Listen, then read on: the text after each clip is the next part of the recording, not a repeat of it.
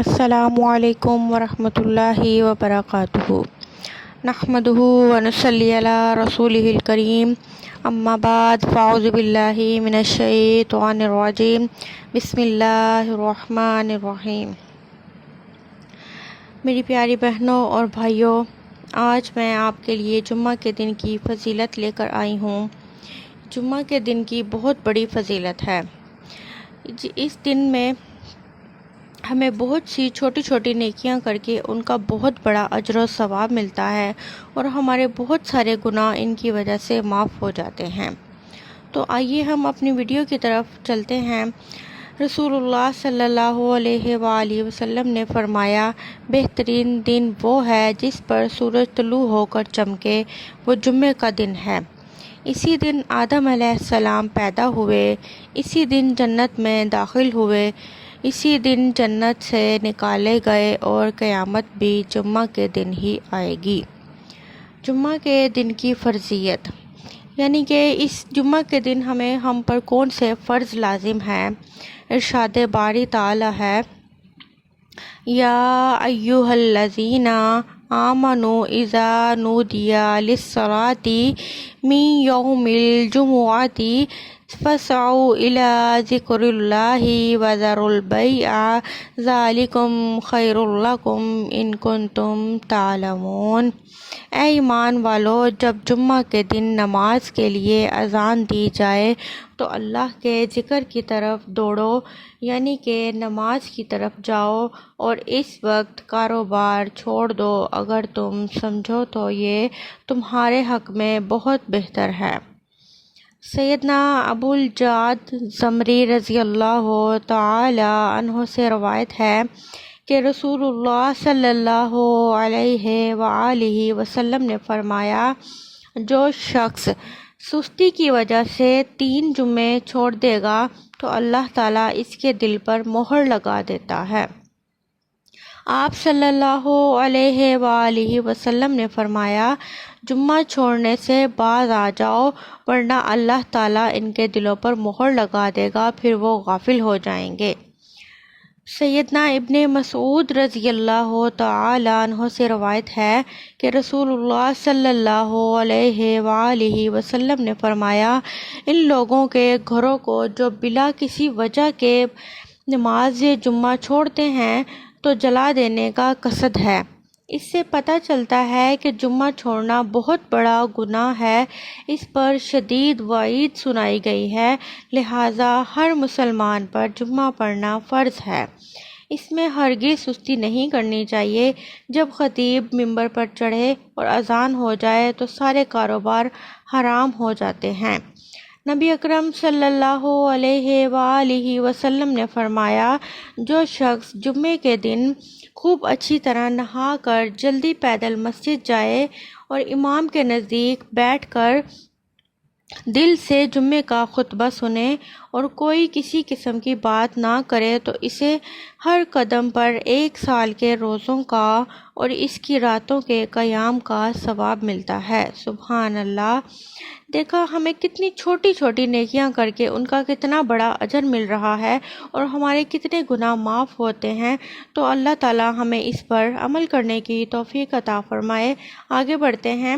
سیدنا سلمان فارسی رضی اللہ تعالی عنہ بیان کرتے ہیں کہ رسول اللہ صلی اللہ علیہ وآلہ وسلم نے فرمایا، جو شخص جمعہ کے دن نہائے اور جتنا ہو سکے پاکی حاصل کرے اور مونچھیں کترائے، ناخن کاٹے، اپنے جسم کے ضروری بال صاف کرے، خوشبو لگائے اور جمعہ پڑھنے کے لیے مسجد میں جائے، وہاں جا کر جہاں جگہ ملے بیٹھ جائے، پھر دوران خطبہ خاموش رہے، اور اس کے گزشتہ جمعے سے لے کر اس جمعے تک کے گناہ بخش دیے جاتے ہیں۔ رسول اللہ صلی اللہ علیہ وآلہ وسلم نے فرمایا، جو شخص غسل کر کے جمعے کے لیے آتا ہے اور خطبہ شروع ہونے تک جس قدر ہو سکے نوافل ادا کرتا ہے، پھر جمعے کا خطبہ خاموشی سے آخر تک سنتا ہے، تو اس کے گزشتہ جمعے سے لے کر اس جمعے تک اور مزید 3 دن کے گناہ معاف کر دیے جاتے ہیں۔ سبحان اللہ۔ جمعہ کے دن بارش ہو رہی ہو تو صلو فی بیوتکم، گھروں میں نماز پڑھو۔ یہ کہنا اور نماز گھروں میں پڑھنا درست ہے۔ رسول اللہ صلی اللہ علیہ وآلہ وسلم جمعے کا خطبہ دے رہے تھے کہ ایک شخص سیدنا سلیق غطفانی مسجد میں آئے اور 2 رکعتیں پڑھے بغیر بیٹھ گئے۔ نبی اکرم صلی اللہ علیہ وآلہ وسلم نے پوچھا کہ تم نے 2 رکعتیں پڑھی ہیں؟ تو انہوں نے کہا نہیں اللہ کے رسول۔ تو آپ صلی اللہ علیہ وآلہ وسلم نے حکم دیا کھڑے ہو جاؤ اور 2 رکعتیں پڑھ کر بیٹھو۔ پھر آپ صلی اللہ علیہ وآلہ وسلم نے ساری امت کے لیے حکم دے دیا کہ جب تم میں سے کوئی اس وقت میں مسجد آئے کہ امام خطبہ دے رہا ہو تو اسے 2 مختصر سی رکعتیں پڑھ لینی چاہیے جمعے کی نماز سے پہلے۔ نفل کی تعداد مقرر نہیں ہے، بلکہ نبی اکرم صلی اللہ علیہ وآلہ وسلم نے اجازت دی ہے کہ جتنے بآسانی پڑھ سکتے ہیں پڑھ لیں، مگر کم از کم تعداد 2 رکعتیں ضروری ہیں۔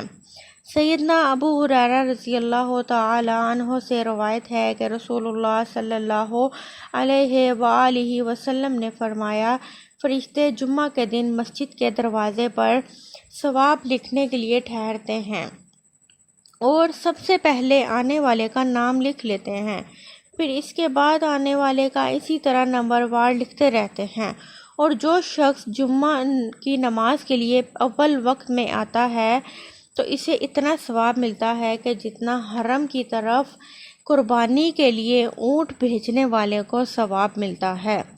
پھر جو بعد میں آتا ہے تو اسے اتنا ثواب ملتا ہے کہ جتنا کعبہ کی طرف قربانی کے لیے بھیجنے والے کو قربانی کے لیے گائے بھیجنے والے کو ثواب ملتا ہے۔ اس کے بعد آنے والے کو دمبا بھیجنے والے کے برابر، اور پھر اس کے بعد آنے والے کو مرغی، اور پھر اس کے بعد آنے والے کو انڈا صدقہ کرنے والے کی طرح اجر ملتا ہے۔ رسول اللہ صلی اللہ علیہ وآلہ وسلم نے فرمایا جمعہ کے دن ایک گھڑی ایسی ہے جو مسلمان اس گھڑی میں نماز کی حالت میں کھڑا اللہ تعالیٰ سے بھلائی کا سوال کرے تو اللہ تعالیٰ اسے ضرور بھلائی عطا کرتا ہے۔ نبی اکرم صلی اللہ علیہ وآلہ وسلم نے فرمایا جمعہ کے دن قبولیت کی گھڑی امام کے منبر پر بیٹھنے سے لے کر خاتمے تک کے درمیان ہے، یعنی کہ اس دوران اگر ہم جو بھی دعا کریں گے اللہ تعالیٰ اسے ضرور قبول فرماتے ہیں۔ تو میری پیاری بہنوں اور بھائیوں، آپ نے دیکھا کہ ہمیں کتنی چھوٹی چھوٹی نیکیاں کر کے ان کا کتنا بڑا اجر و ثواب ملتا ہے اور ہمارے کتنے گناہ معاف ہو جاتے ہیں۔ اللہ تعالی ہمیں سب کو اس پر عمل کرنے کی توفیق عطا فرمائے، آمین ثم آمین۔ آپ کو میری آج کی ویڈیو کیسی لگی؟ اگر اچھی لگی ہو تو پلیز لائک کیجیے گا، شیئر کیجیے گا اور سبسکرائب کیجیے گا۔ میں اب آپ سے ملوں گی ایک نئی ویڈیو کے ساتھ، تب تک کے لیے اللہ حافظ۔